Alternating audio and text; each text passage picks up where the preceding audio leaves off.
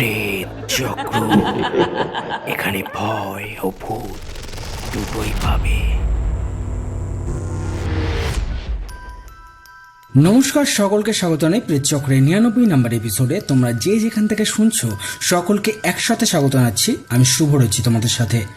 আজ প্রেতচক্রের 99 নম্বর এপিসোড। আমি কিন্তু খুব এক্সাইটেড 100 নম্বর এপিসোডের জন্য। থাক, আজ বেশি কথা না বলি, কিছু কথা বেঁচে থাক 100 নম্বর এপিসোডের জন্য। আজ তোমাদের জন্য দুটি ঘটনা নিয়ে হাজির হয়েছি। আর প্রথম ঘটনাটা বেশ ভয়ের। লিচু চুরি করতে গিয়ে একটি মেয়ের সাথে ঘটে খুব ভয়ঙ্কর একটা ঘটনা। আর দ্বিতীয় ঘটনা সম্পর্কে এখনই কিছু বলছি না, শুনে দেখো, আশা করি ভালো লাগবে।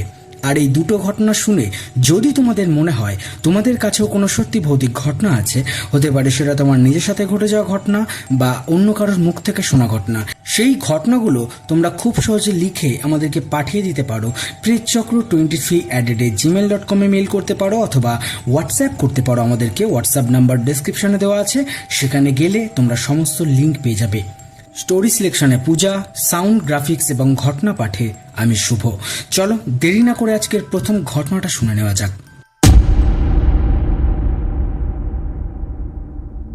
নমস্কার দাদা, তুমি কেমন আছো? আশা করছি তুমি ভালো আছো। আমার নাম তৃষা দাস, বনগা থেকে। আমি তোমার প্রেতচক্রের একজন নতুন মেম্বার। আমি তোমার গলায় বলা সব ঘটনা প্রায় শুনে ফেলেছি। আজ আমি তোমার সাথে ও প্রেতচক্রের সব বন্ধুদের সাথে একটা ভৌতিক ঘটনা শেয়ার করতে চাই। ঘটনাটা আমার মায়ের সাথে ঘটেছিল।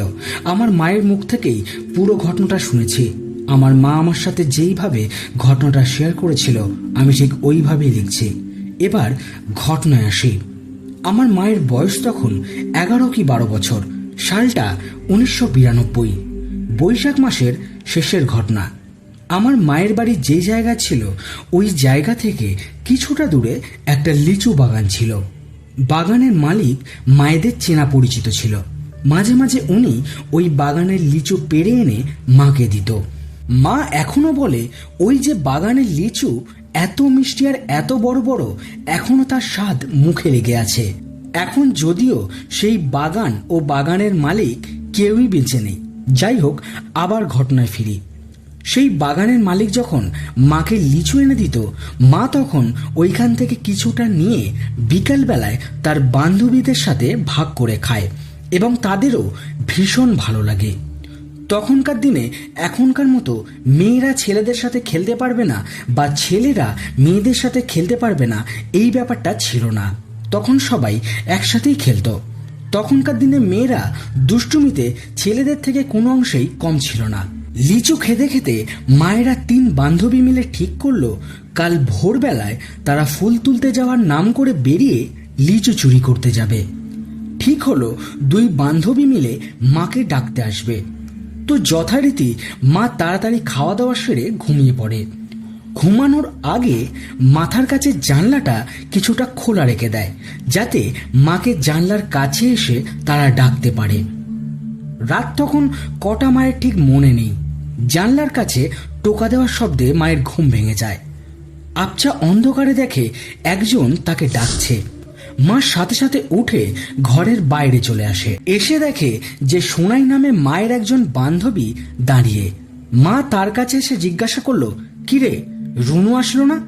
তখন সোনাই বলে যে রুনুর শরীর খারাপ, ও আসবে না। এই কথা শুনে মা ও সোনাই দুজনে মিলে বাগানের দিকে হাঁটতে লাগলো। সঙ্গে তারা 2টো ব্যাগ নিয়েছিল। 5 মিনিট হাঁটার পর তারা লিচু বাগানে চলে আসে। বলে রাখি, লিচু বাগানটা অনেক বড় ছিল আর ভুতুড়ে বলে বাগানটার বদনামও ছিল। তো মা আর তার বান্ধবী দুজনেই বাগানে ঢুকলো। তারপর তুলনামূলকভাবে একটা ছোট গাছ খুঁজতে লাগলো। একটা গাছ খুঁজেও পেয়ে গেল। তারপরে মায়ের সেই বান্ধবী 1 নিমিষে ওই গাছটায় উঠে পড়ল। এত তাড়াতাড়ি কেউ গাছে উঠতে পারে? মা বেশ অবাক হলো। সোনাই ওই গাছে উঠে লিচু ছিঁড়ে ছিঁড়ে নিচে ফেলে আর মা লিচু কোড়াতে থাকে। লিচু কোড়াতে কোড়াতে একসময় 1 ব্যাগ ভর্তি হয়ে যায়। মা দেখে মাটিতে অনেক লিচু পড়ে আছে। লিচু কোড়াতে কোড়াতে পাশে একটা বড় লিচু গাছের ওপর একটা কালো ছায়াকে বসে থাকতে দেখে। যখন মা ওই কালো ছায়াটার দিকে তাকায়, দেখে ওই কালো ছায়াটার চোখগুলো লাল আগুনের মতন জ্বলছে। কিন্তু লিচু কোড়াতে কোড়াতে মায়ের অত কিছু খেয়াল থাকে না। মা এক মনে লিচু কোড়াতে থাকে।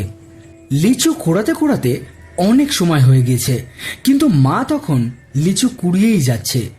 ভোরবেলা যখন ওই বাগানের মালিক লিচু বাগানে আসে প্রত্যেক দিনের মতো, দেখে একটি মেয়ে লিচু গাছের তলায় গোল গোল করে ঘুরে যাচ্ছে আর নিচু হয়ে কি যেন কোড়াচ্ছে। তো তখন ওই বাগানের মালিক মেয়েটার কাছে যায়, মেয়েটিকে চিনতে পারে। তখন সে একটু এগিয়ে গিয়ে মেয়েটার একটা হাত চেপে ধরে। চেপে ধরার পর মা যখন তার দিকে ঘুরে তাকায়, ওই লোকটা দেখে মায়ের চোখ দুটো জবা ফুলের মতন লাল হয়ে আছে, আর মা যেন তার উপরে খুব বিরক্ত হয়েছে। তারপর ওই বাগানের মালিক মায়ের হাত ধরে মাকে তার বাড়িতে নিয়ে যায়। আর মায়ের মা অর্থাৎ আমার দিদাকে বলে, তোমার মেয়ে আমার বাগানে লিচু গাছের তলায় একা একা ঘুরে বেড়াচ্ছিল, তাই ধরে আনলাম। তখন দিদা মাকে জিজ্ঞাসা করে, তুই এত ভোরবেলা ওই বাগানে গিয়েছিলিস কেন? মা তখন দিদার প্রশ্নের কোনো উত্তরই দেয় না, শুধু চুপচাপ বসে থাকে, যেন কিছু শুনতেই পাচ্ছে না সে। দিদা মায়ের এই অবস্থা দেখে মাকে স্নান করিয়ে একটা পরিষ্কার জামা কাপড় পরায়। তারপর মা একটু স্বাভাবিক হয় আর বলে, আমি কত লিচু কুড়িয়েছিলাম, কিন্তু উনি আমাকে আনতে দিল না বলে নিজের আঙুলটা লিচু বাগানের যে মালিক ছিল তার দিকে তুলে ধরল। তখন ওই জেঠু মায়ের হাত ধরে আবার মাকে ওই লিচু বাগানে নিয়ে যায়। নিয়ে গিয়ে দেখে যে ওখানে কোনো ব্যাগ বা বস্তা কিছুই নেই। তখন আমার মা বলে, আমার বান্ধবী সোনাইয়ের বাড়ি চলো, ও হয়তো ব্যাগগুলো নিয়ে গেছে। তখন ওই জেঠু মায়ের হাত ধরে তার বান্ধবী সোনাইয়ের বাড়িতে নিয়ে যায়। গিয়ে দেখে সোনাই খেলা করছে। তখন ওকে লিচুর ব্যাগের কথা জিজ্ঞাসা করলে সে বলে, আমি ব্যাগ কোথায় পাবো? আমি তো লিচু কুড়াতে যাইনি, আমি তো একটু আগেই ঘুম থেকে উঠলাম। তখন আমার মা বলে, কিন্তু তুই তো আমার রাতে ডেকে নিয়ে গেলি ওই লিচু বাগানে। তখন সোনাই বলে, আমি এই সবে মাত্র ঘুম থেকে উঠলাম, তোকে ডাকতে যাব বলেছিলাম, কিন্তু ঘুম ভাঙেনি। মা শুনে খুব অবাক হয়ে যায় যে তাহলে ওই রাতে কে আমাকে ওই লিচু বাগানে ডেকে নিয়ে গেল। তারপরে মা বাড়ি চলে আসে। এরপর থেকে মায়ের খুব শরীর খারাপ। আসল ঘটনা শুরু হয় এইখান থেকে। মায়ের প্রচন্ড জ্বর, কিছুতেই ঠিক হয় না। আস্তে আস্তে মা খুব রোগা হয়ে যাচ্ছে। ডাক্তার দেখায়, এমনকি ওঝা কবিরাজ সবই দেখানো হয়, কিন্তু কেউ কোনো সুরাহা দিতে পারে না। এইভাবে প্রায় 6 মাস কেটে গেল, কিন্তু মায়ের শরীর ঠিক হলো না। অবশেষে একজন ওঝা বলল, আপনারা কোনো ভালো ফকির বা হুজুরের সাথে কথা বলেন, কারণ জিন বা ওই জাতীয় কোনো আত্মা ওর শরীরে ভর করেছে। বেশি দেরি হলে ওকে বাঁচানো মুশকিল হয়ে যাবে। কথা মতো একজন ভালো বেশ নাম করা একটা কবিরাজকে পাওয়া গেল। উনি মাকে দেখেই বলল, ওকে তো একটা গলায় দড়ি দেওয়া মানুষের আত্মা কবজা করে রেখেছে, ওই আত্মা সহজে তোর মেয়েকে ছাড়বে না। তখন কিভাবে ওই আত্মা মাকে ছেড়ে যাবে জিজ্ঞাসা করলে কবিরাজ বলল, কাল সকালবেলা আসতে, কারণ আজ সন্ধ্যায় আমি আমার কাছে থাকা ভালো জিনগুলোকে ডাকবো, তারা যে উপায়টা বলবে সেটাই করব। কথা মতো কাল সকালে ওই কবিরাজের বাড়িতে আবার যাওয়া হলো। কবিরাজ বলল, ওই যে লিচু বাগান আছে, ওই লিচু বাগানে কোনো ব্যক্তি গলায় দড়ি দিয়ে আত্মহত্যা করেছিল, ওই আত্মাই ওকে ধরেছে। ওকে তাড়াতে হলে গলায় দড়ি দিয়ে আত্মহত্যা করেছে এমন কোনো লাশের চুল কেটে আনতে হবে, তবেই আমি আপনার মেয়েকে ঠিক করতে পারবো। কাছেই একটা বড় কবরস্থান ছিল, ওইখানে নানান জায়গা থেকে লাশ দাফন করবার জন্য আসতো। কয়েকদিন পরে কবিরাজের একজন লোক খবর দিল যে গলায় দড়ি দেওয়া একটা লাশ আসছে, কিন্তু কে ওই লাশের মাথা থেকে চুল কেটে আনবে সেই নিয়ে বেশ গন্ডগোল তৈরি হলো। শেষে মায়ের একজন জেঠু সে রাজি হলো। উনি একদিন কবিরাজের কাছে যায় আর কি কি করতে হবে সেগুলো কবিরাজের মুখ থেকে শুনে নেয়। ওই কবিরাজ জেঠুর সঙ্গে একজন লোক দিয়ে দেয়, উনি জেঠুর সঙ্গেই থাকবে, কিন্তু লাশের মাথা থেকে চুল জেঠুকেই কাটতে হবে। একদিন গভীর রাতে গিয়ে জেঠু লাশের মাথা থেকে চুল কেটে আনে। ওই রাতেই কবিরাজ ওই কাটা চুল দিয়ে যে লাশের মাথা থেকে চুল কেটে আনা হয়েছিল ওই লাশের আত্মাকে হাজির করানো হয়। তারপর ওই আত্মাকে দিয়েই মায়ের উপরে ভর করে থাকা আত্মাকে তাড়ায়। বিনিময়ে ওই আত্মা কি চায় জিজ্ঞাসা করলে ওই আত্মা বলে 4টে কালো মোড়ক আর একটা বড় শোল মাছ পোড়া ওই যে কবরস্থান ওর কবরের উপরে রেখে আসছে। কথা মতো পরদিন 4টে কালো মোড়ক আর শোল মাছ পোড়া রাতের বেলা ওই কবরস্থানে রেখে আসা হয়। তারপর থেকে মা আস্তে আস্তে সুস্থ হতে থাকে। প্রায় 5-6 মাস লেগে যায় মায়ের পুরোপুরি সুস্থ হতে। শুভদা ঘটনাটা মায়ের মুখ থেকে শুনেছি, যেমনভাবে বলেছে ওইভাবে লিখলাম। আশা করছি ভালো লাগবে। ভালো লাগলে শেয়ার করো। নমস্কার।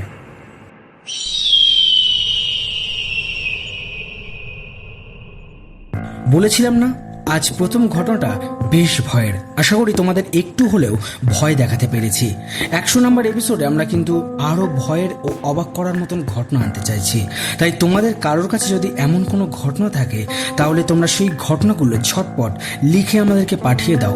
25 তারিখ পর্যন্ত আমরা 100 নম্বর এপিসোডের জন্য ঘটনা নেব। যাই হোক, আজকের প্রথম ঘটনাটা ওভারঅল তোমাদের কেমন লাগলো সেটা চটপট আমাদেরকে কমেন্ট করে জানিয়ে ফেলো। তোমাদের কাছে যদি এইরকম কোনো ঘটনা থাকে সেই ঘটনাগুলো তোমরা খুব সহজে লিখে আমাদেরকে পাঠিয়ে দিতে পারো। কিভাবে পাঠাবে আরেকবার মনে করিয়ে দিই, presschakro23@gmail.com এ মেল করতে হবে অথবা হোয়াটসঅ্যাপ করতে পারো আমাদেরকে। হোয়াটসঅ্যাপ নাম্বার ডেসক্রিপশনে দেওয়া আছে। দ্বিতীয় ঘটনাটা শোনো, আশা করি তোমাদের ভালো লাগবে। আর দ্বিতীয় ঘটনার শেষে আগের ঘটনায় যারা যারা কমেন্ট করেছিল সেই কমেন্টগুলো আমি পড়ে শোনাবো। আশা করছি ততক্ষণ তোমরা আমাদের সঙ্গে থাকবে। চলো তাহলে দেরি না করে আজকে দ্বিতীয় ঘটনাটাও শুনে ফেলি। নমস্কার দাদা, আমি পঙ্কজ। প্রেতচক্রের বেশ কয়েকটা এপিসোড আমি শুনেছি, বেশ ভালো লেগেছে। তাই আজ আমি আমার দাদুর মুখ থেকে শোনা একটা ঘটনা, যেটা কিনা আমার বাবা এবং দাদুর সাথেই ঘটেছিল, সেটাই আজ তোমাকে লিখে পাঠাচ্ছি। যদি তোমার ভালো লাগে তাহলে প্রেতচক্রের সব বন্ধুদের শুনিও। ঘটনাটা অনেক বছর আগের। আমার দাদুর অনেক জায়গা জমি ছিল, তাই দাদু ঠিক করলো যে কিছুটা অংশ বেচে দেবে এবং কিছুটা অংশে চাষ করবে। তাই কথা মতো দাদু কয়েকটা গরু কেনে। 5টা গরু কিনেছিল। বাবার তখন 13-14 বছর বয়স। বাবাও দাদুর সাথে মাঠে চাষের কাজে যেত। এখনকার দিনের মতো তখন ট্রাক্টরের ব্যবস্থা ছিল না, তাই গরু দিয়ে মাঠে লাঙল চাষ করা হতো। আমার দাদুদের 5টা গরুর মধ্যে একটা গরু ছিল খুব সুন্দর দেখতে, একদম ধবধবে সাদা। দাদুরা ওই গরুটাকে সবাই খুব ভালোবাসতো এবং যত্ন করে নিজের হাতে খাওয়াতো। ওর একটা নেশা ছিল, সন্ধ্যাবেলায় মা যখন সন্ধ্যা দিত তখন ঠাকুরের একটা বাতাসা ওকে খেতে দিতেই হতো। তো এমনই একদিন আমি আর বাবা দুজনে গিয়েছিলাম হাটে বাজার করতে। আমাদের আস্তে আস্তে সন্ধ্যা হয়ে গিয়েছিল। এবার আমাদের বাড়িটার একটু বর্ণনা দিই। বাড়িটা অনেকটা জমির উপর বিস্তৃত। প্রথমেই একটা সরু রাস্তা, রাস্তার বাঁ পাশে একটা বাড়ি, ওটাতে কেউ থাকতো না। ওখানে কাঠ, বাঁশ, জ্বালানির জিনিস এইগুলোই সব রাখা হতো। আর ওর পাশে একটা বড় পুকুর, যেখানে মাছ চাষ করা হতো। আর ডান পাশে লম্বা লম্বা সুপারি গাছ এবং নারকেল গাছের বাগান ছিল।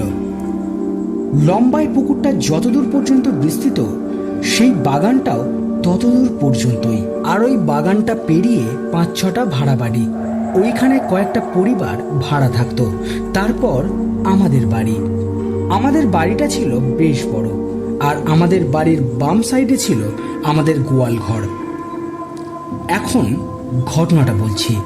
আমরা যখন হাটের থেকে আসছি তখন সন্ধ্যা হয়ে যাওয়ায় চারদিক অন্ধকার।